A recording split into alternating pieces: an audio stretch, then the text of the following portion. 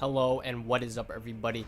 This is gonna be a full analysis video on Team NP's first game Radiance back ban. in Pro Dota. This is with their new lineup: Eternal Envy, Fada, MSS, Aoi 2000, and Piladai. Yes, we do indeed have the old Cloud9 pretty much back together, minus Sing Sing. And one thing to note is every single member of Team NP actually has been on a Cloud9 squad. We have Eternal Envy, Fada, Aoi, and Piladai being on the old Cloud9 back when they were known to get second place. And then after that, we have the, I would say rebranded Cloud9, but the new Cloud9 with Ritsu, Brax, MSS, 1437, 10 and seconds SVG. to go. Of course, SVG and 1437 are gone from the squad as of now, but Dyer's we're on ban. F4, and we still have MSS. And one thing to note as well is Brax Radiance is actually pick. on FireDota playing offlane for them, so we actually have 6 former Cloud9 members in this game. Which I find is pretty interesting, but we're gonna skip through most of the draft here. Reserve time. There's some things to know about it, Dyer's but pick. one thing to note is NP, a very strong. Actually, I'm gonna pause it a bit here. Reserve time. We don't get to see the bans anymore, but one thing to note is Fire did ban out the IO. Want to comment a bit on that, as Piladai is a very strong IO player, I think stronger than 1437, and NP was already liking that hero in the past, and the fact that they have Piladai now replacing 1437, the enemy teams have to really watch out, and they've probably played each other in scrims before, and they know how NP like to run it now. I think it's a very good hero in the patch, and I'm pretty hyped that there might be IO Arcana 2017. Please, Valve. Anyway, off on a tangent. If IO Arcana gets announced at TI, I'm going to be so hyped. Anyway, back to the draft analysis here. We see that Team NP did start out with Visage for Aoi. He said at the key major panel that he really enjoyed the hero, and no big surprise here that they pick it out for him in the first pick. They're going to follow it up with a Clockwork pick for MSS. I think he plays that hero very well, and it's just showing that they want to continue this early game strategy and early game pressure onto FireDota. As for Fire's draft, it looks like they want to just hold out. They have Lina and Windrunner, both of them can spam the lane fairly well, and just clear creep waves, making it relatively difficult for NP to push. But the problem with that is they also put themselves in a vulnerable position that allows Clockwork to get the hook shot in, and after that, NP just need a hero right now to stand behind and dish out damage. And they have various options to do that from the mid lane, but the one hero to note is the Tinker, because Tinker, I think, destroys Lina. She's a low HP hero, destroys Windrunner and Terrorblade. The Tinker pick would be insane right here, and it's also a last pick for NP. But the thing about Fire is, you can't see it right now, but I watched through this draft before, but they actually banned out the Slark. You just have to believe me, because the draft is a bit bugged right now. It's all black. But they banned out a Slark as the last ban. I'm actually not so sure what that is at all. I mean, unless they're expecting a Slark mid or something from NP, maybe they did that previously in a scrim. I actually have no idea. Maybe they thought it was Bristleback mid, but they banned out Slark. They totally forgot about the Tinker. It is one of Fada's signature heroes, and they just let it through. And we're going to see here as I'm going to play the draft now. Radiance but pick. The fact that they just let that Tinker through, they have no way to deal with him. They have an Abaddon as their offlaner. He can't catch Tinker. Lina and Windrunner certainly can't catch Tinker. If they stand in the march, they get hit by a laser rocket, they're dead in a matter of seconds. Terrorblade, 10 seconds to go. one of the heroes that is super hurt against the Tinker. 5 seconds. His strongest skill point is to be able to push down towers, and Tinker stops him in his tracks there. He is an Agi hero that doesn't have that much HP either. He likes to build into it, of course, with the Dragon Lance and Strength Treads, etc. But he's definitely burstable by the Tinker, and they're going to follow up with an OD pick, a hero that can match up okay against Tinker in the mid lane, but it's even if anything, and so they're going to give themselves a very hard game. If you look at NP right now, they have a very well formulated draft. They have Clockwork to give them a good early game. Aoi, of course, is playing that 4-position carry style. The Visage is probably going to get a lot of farm, push down lane, split push, and at that point, they can just send Aoi running down lanes. Tinker can just push out the other lanes while Envy is in another lane. So it's think about it like this, right? Aoi's in one lane, Envy is in another lane. They're pushing out both the lanes, and then they just have MSS and Pilot Eye off the map. What can Fire actually do? They don't have any initiation, so they can't get themselves in a good position. They can't jump Aoi, they can't jump Envy, and they definitely don't want to jump Envy with what heroes they have right now, because if he gets some farm up, 10 gets an early seconds to Vanguard go. into Solar Crest build, they're gonna just melt once they try to 5 kill seconds. him, and for sure they don't want to start the fight on the bristleback. So the way NP can just play this game is, first of all, they need to survive the laning stage. Whatever Fire decides to do, maybe they go for an aggro dual lane, aggro tri lane. They just need to survive. They get some levels onto bristleback, then he can go to the jungle. Stacks can be created for him, and then after that, we're going to see the game start right now. I'm going to continue to what I was trying to say there, but what they can do for Envy is they create stacks for him, they farm him up. This is annoying. Start the game and I'll pause. Or anyway, Envy goes to the jungle once he gets some stacks placed for him. Aoi takes over the lane, gets his levels up, and then after that, it's a pretty simple route for them to just close out this game. They need to just make sure that, as I said before, Envy is in one lane, Aoi is in the other lane. Clockwork and Pilot Eye remain off the map. Clockwork and Rubik, Pilot Eye is on Rubik, and I say Clockwork. Pilot Eye is on Rubik, MSS is on Clockwork. MSS and Pilot Eye stays off the map, and if either Envy or Aoi ever gets gone on, Pilot Eye, and of course they have to stay in like the, let's say Envy's mid, Aoi can be bottom, right? And then Pilot Eye and MSS is just in the jungle. They don't really have to be afraid of getting jumped because Fire doesn't have any initiation. There's no blink initiator on the side of Fire. So if they ever get run at, I mean, Rubik has a lift, Clockwork has his cogs to get away. So if they get initiated on, no big deal there. But if they, one important thing is if they initiate onto either Aoi or Envy, they can get the gank turned around. So at that point, Envy is going to be in a lane uncontested. No one can stop him.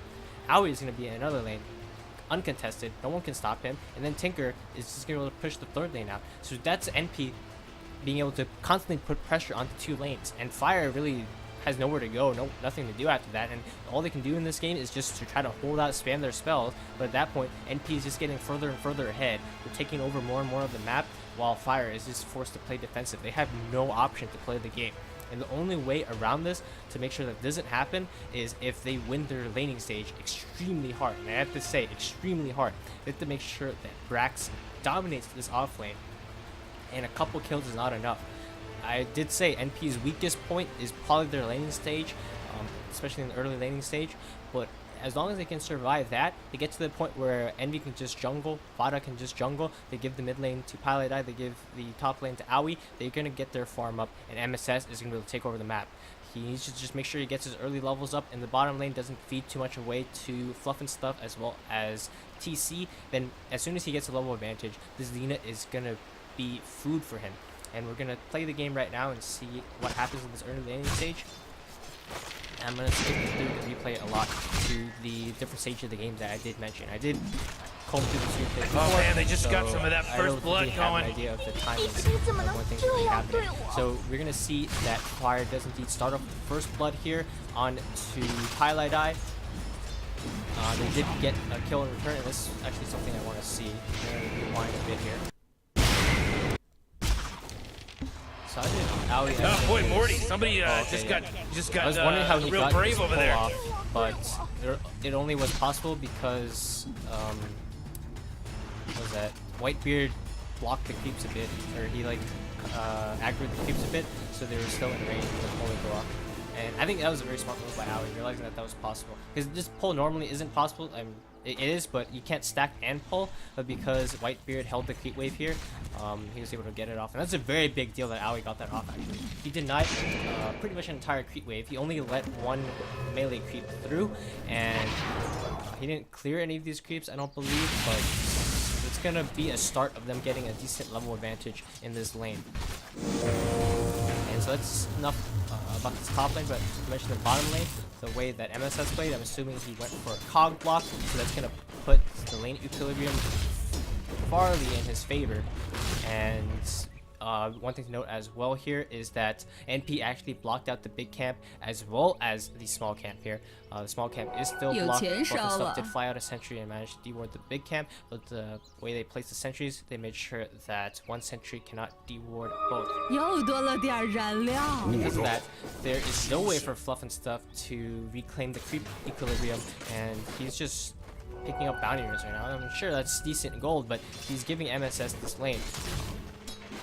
Otherwise, if let's say they didn't block both camps, he was going to be able to pull the big camp back and try to recover the equilibrium in some way. But the fact that they blocked both and then the sentry couldn't fly out immediately, because I don't think Fluff and Stuff started with one, they weren't able to deward it before the 1 minute mark, and because of that, the camp is not going to spawn until 3 minutes, and that's enough for MSS to gather a very big lead in this game. And as for the mid lane, for Flada, it's whatever, right? This matchup is, I would say, doesn't favor either side. So as long as he plays it fine, in a 1v1, like, they're not going to lose anything in the mid lane. If anything, Flada is going to be able to win the lane against him. He is a bit ahead at this point, so yeah. So I'm going to let the replay continue to play here. But the thing is, one thing to note is the way that NP set up their lanes is they're set up to win right now. And Fire, they're in a bad position because they know what's coming. I mean, assuming they know what's coming to them. Once this Bristleback gets more levels up, he's going to be unkillable, and then they have no way to deal with Tinker. So they really want to get a big advantage right now, and they simply can't. I think their best play, maybe, is Fluff and Stuff is not doing anything down here. He's going to start dying to MSS soon, just because this is his first pull that he got off, and that's after the sentry expired. It's just one small camp pull, so this is barely an Someone's experience, dropped barely out a farm. like a kid in He's not school. even actually going to sit there and get it, because he wants a bounty rune for himself, and he's going to run through this ward to check the rune. He might actually die here if he tries to go for the bounty against Fada. Right? Yeah, Fada's going to show up, pop him in the face with the laser, get his stun off, and try to run away, but MSS is moving towards him very quickly. And I was already saying that, but he's not having a good time in this bottom lane. Now he's going to feed MSS, and he has no place in this bottom lane anymore. He can't zone MSS anymore. MSS is going to be able to stay in the lane. It's going to be pretty much reliant on TC using his meta just to force MSS back. And if you look at the top lane, because of what Aoi did, sure they got first blood, but they stabilized. Envy is getting not free farm. He is a bit of CS behind TC, but he's getting enough farm. And now we're going to see a very nice rotation coming in from Aoi as well as Pilot-Eye. Aoi going to wrap around actually, while Pilot-Eye getting TC in. And so they're going to come from two sides, and he's going to force Jay over very badly. Way run right up here, and that's no way to run. He has to walk all the way around. He goes down to the nukes coming out from Aoi and Fada.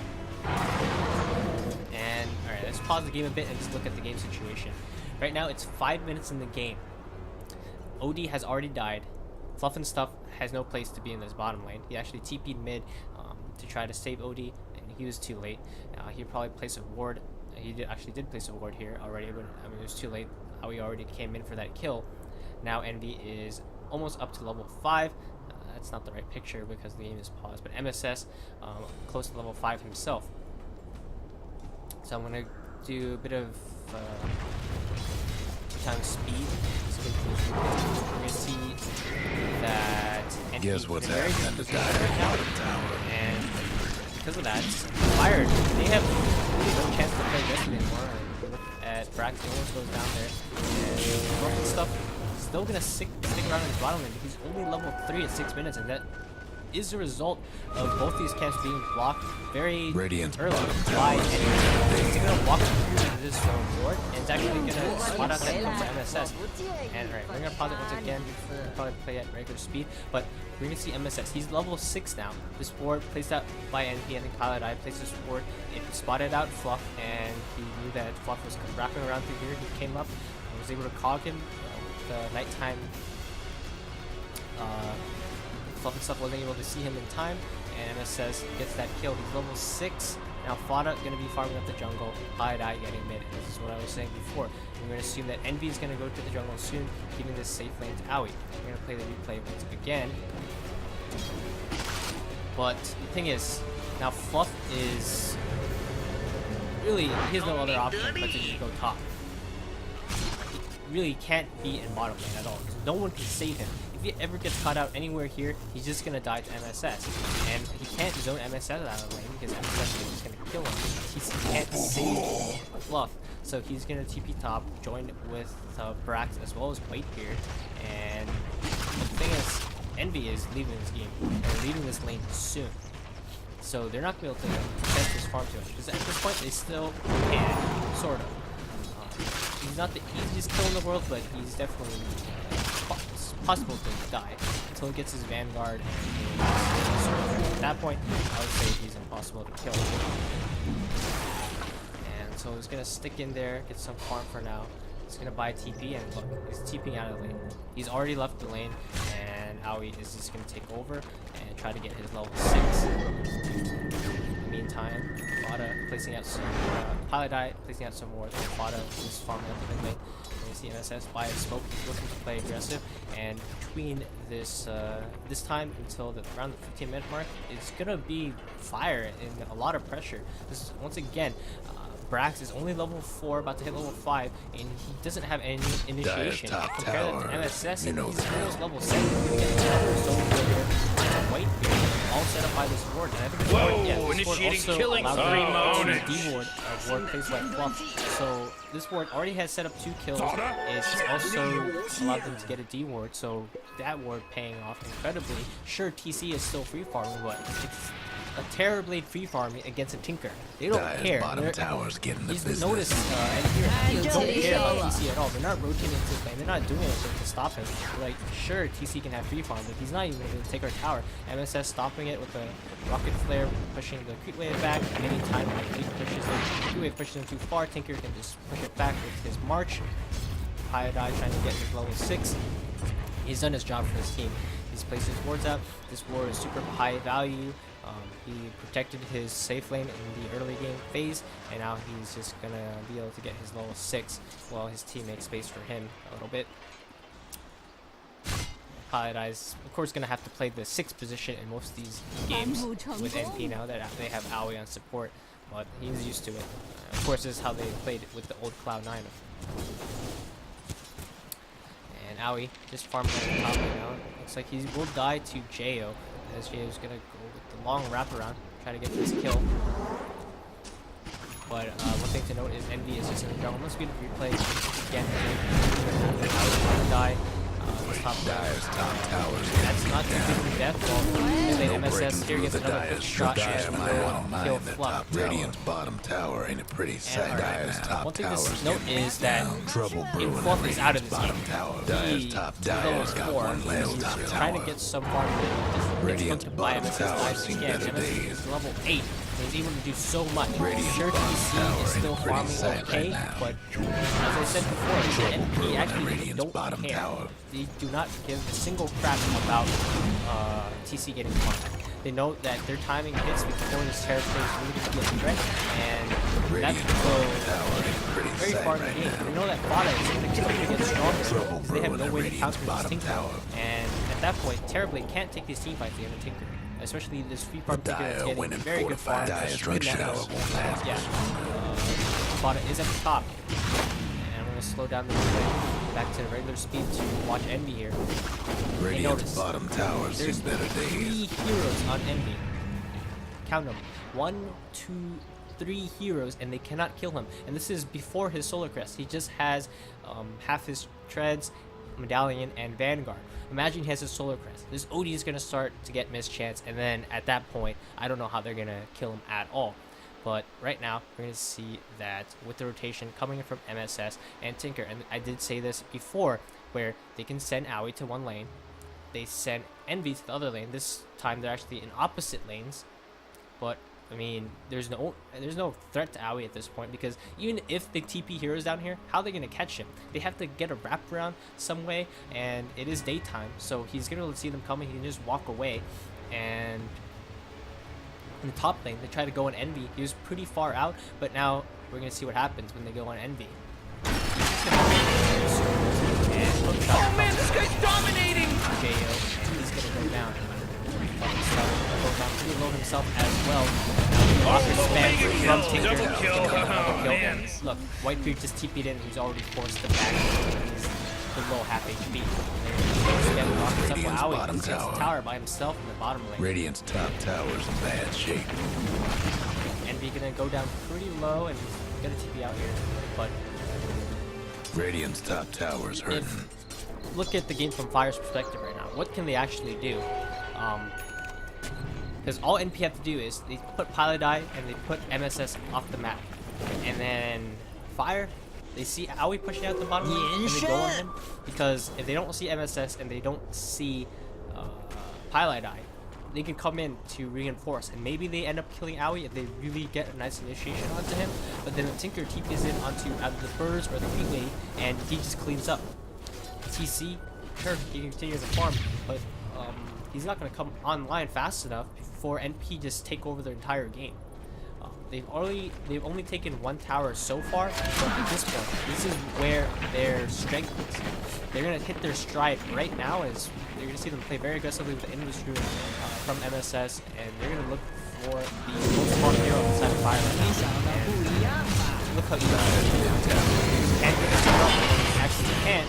He's pushed back by the Hogs and the shots there to save him as well. They get a nice 2-man or 2 birds stun on 2 cracks, but he should be able to walk away. So that was the most farm hero on the side of Fire. He goes down just like that to an Industry Clockwork, and just notice how NP are playing right now. NP did TP back home recently, but he's ran straight down the mid lane. Bottom tower is pretty sad right now. And MSS as well as Pirate Eye gonna show up to reinforce as well, but Radiant's mid tower could use a hand. They smoked 3. They were looking to catch someone on the side of Fire on the mid lane. It seems trying to defend, and we are seeing that their draft is effective at defending this type of scenario, as they're able to just push out the 2-wave, the Fire Dragon Slave, as well as the Power Shot. And notice that NV actually going to go back to farm a very big stack.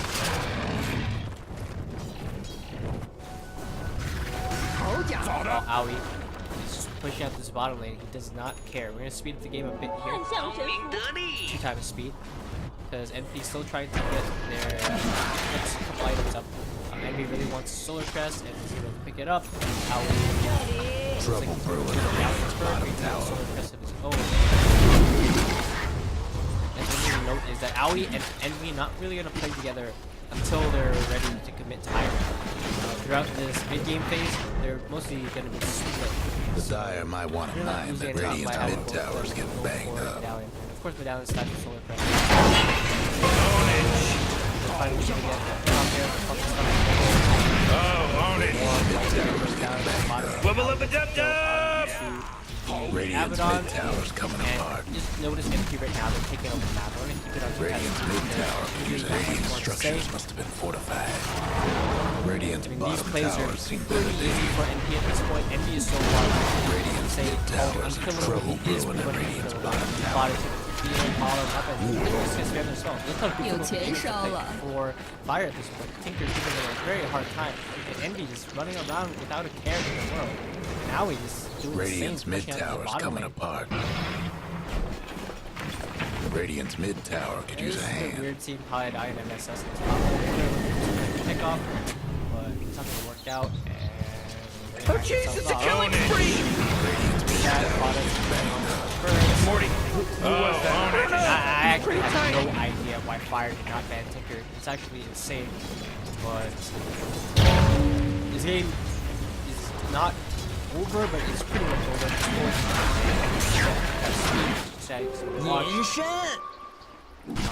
Radiant's top tower is taking hits. Radiant's top tower. The thing about this game is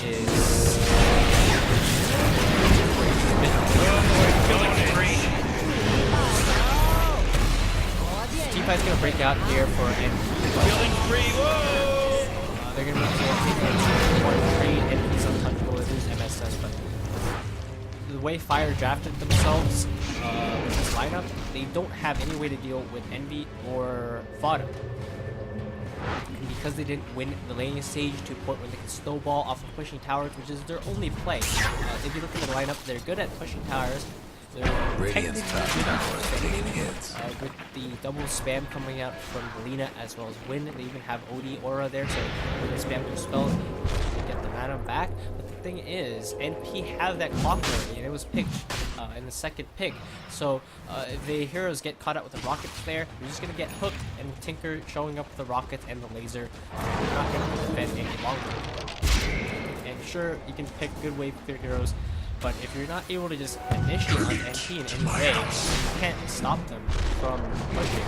And if you look at this, they're gonna spam out, try to slow down Roshan with this ability, but NP's not gonna be afraid of dying. He's taking damage, but they can just walk away. Radiant's No one's bottom on tower that is in side. better days. We look at Odie's build, he has his Midas up, he has his Force Staff. That's gonna help him get out of the cog and save his Radiant's bottom tower is pretty point. sad. Midas is not in fighting shape. Look at him, and he's behind in farm to Aoi and NP. Very far ahead in terms of farm and experience. Not only that, but they have the stronger heroes to fight at this point as well. So it's a lose game for Fire. The only option right now is Morty. try to get the farm. Can you smell it? That Smell freshly slaughtered bodies. Aoi with Double, his double burst. kill. He has his Blink, he has his Aether Lens, and look at how their heroes are dying. So right now, it did not look like a good game for Fire at all. It started out in the laning stage. After that, it was pretty much a scenario where it's impossible for them. We just saw how NP did not care at all about this Terra Blaze, free farm, and secure their own farm, get stacked with now they're gonna get Sean. They speed through to check out Holy shit! right after. I don't know, they got a couple more kills for themselves. Radiant's top tower is in bad Looks shape. like they're pushing top. Radiant's top towers, mid towers have big technical difficulties. Radiant's top tower's hurting. Radiant's mid tower ain't doing so good. They're now in the mid lane. Now they're going to go +5. They can spam the solar press on the enemy. Can't take it, so he doesn't care. But they can't touch him at this point. He has agonies. And that's his power spike. And they actually can't approach anything at all. And Radiant's mid tower hit.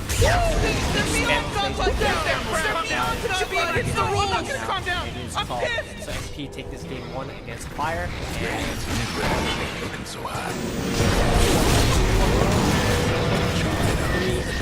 3-2. This looked like a super easy game, and it all came down to this particular last pick and how MP drafted. Fire did not have the heroes to deal with that at all. I feel like they were super confused in their draft. With that last ban start, I actually had no idea what that was at all. But the thing is, right? They had. You look at the strengths of Fire's draft, and they're really good at spamming.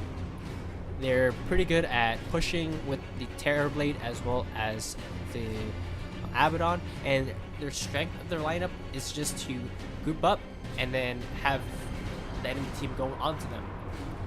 And considering they can get a good laning stage off, they can snowball off of just counter initiation, right?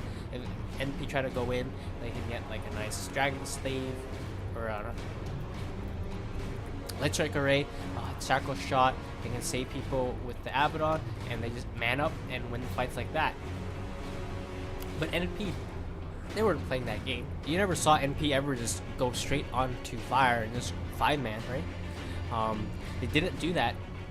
Notice that NP actually didn't 5-man group until they took that Aegis and they were going for the mid-racks in the game. Prior to that, they were just sending Aoi in one lane, they were sending Envy in the other lane, and then Clockwork and Rubik off the map, ready to initiate. Tinker, of course, at any time can come onto the creep wave and follow up as well. So with the global potential from the Tinker, they just had their stuns or initiation off the map, and after that, Fire, I mean, they had no option because they don't have the pickup lineup. They lost their early game phase to this Clockwork, and at any point in time, they can get caught up by a hook shot. So their only option was just to push out, maybe stall out the game, but it didn't matter because Envy was untouchable, Aoi was untouchable, Fada was untouchable, and the game was super easy from there for NP to play. They got Roshan, and the game was over just like that as soon as Fada finished up his Ags. And that goes to show that when you try to play the game without initiation, it's super hard, and you have to be really careful of when you pick these type of drafts. And when you start it out, you really have to commit to it in a way, and you also have to make sure your opponents don't have, you have to make sure that your heroes match well against your opponent's hero. But the thing is, terribly does not match good against the Tinker at all. Of course, that was NP's last pick, but Fire did have the option to ban it, and I still don't know why they didn't, because it just felt like an obvious pick here for NP. They had Aoi on his Visage, they had the Birds for him to TB onto, the Clockwork, the Vision as well. At some points, I sped through it, but Fluff and stuff was just dying to just rockets alone between the Tinker rockets and the Rocket Flare. It was a super hard game for him, and the fact that they started out with this Lina first pick, and he ends the game with 800 net worth. 800 net worth on this Lina. This game was not close at all. And this just shows how far ahead NP are in terms of their decision making and their drafting phase and how they want to play the game. FireDota just seemed a bit lost, and I think Jo is a stand-in, but of course these are all well-known players in the NA scene. But NP, with the EU imports or bringing Cloud9 back together, they're shown to just be the superior NA team here in this qualifier, and I wouldn't be surprised if they actually end up qualifying for Epicenter. So I'll see you guys in the next video. I hope you enjoyed this different style. It's my first time doing something like this, so I'll see you guys in the next one, and peace out, guys.